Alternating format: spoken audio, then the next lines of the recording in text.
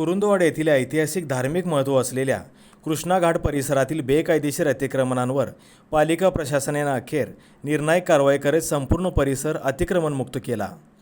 जिल्हाधिकारी अमोल येडगे यांच्या स्पष्ट आदेशानुसार मुख्याधिकारी मनोजकुमार देसाई यांच्या नेतृत्वाखाली पोलीस बंदोबस्तात ही मोहीम राबविण्यात आली।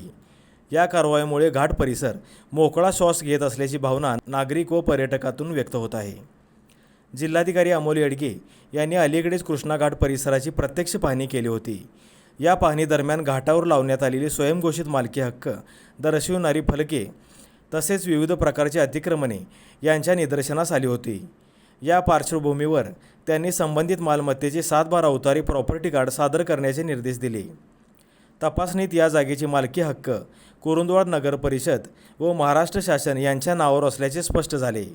त्यामुळे खाजगी मालकीचा दावा करणारी फलके व अतिक्रमणे बेकायदेशीर असल्याचे उघड झाले।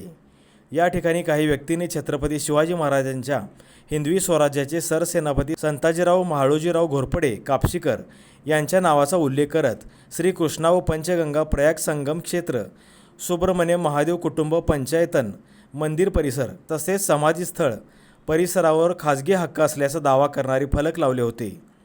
या फलकांवर प्री वेडिंग, वेडिंग व इतर फोटोशूटसाठी निश्चित शुल्क आकारण्यात येत असल्याचे नमूद करण्यात आले होते। त्यामुळे घाटावर येणाऱ्या पर्यटकांकडून पैसे वसूल केले जात असल्याच्या तक्रारी समोर आल्या होत्या आणि नागरिकांमध्ये तीव्र नाराजी निर्माण झाली होती।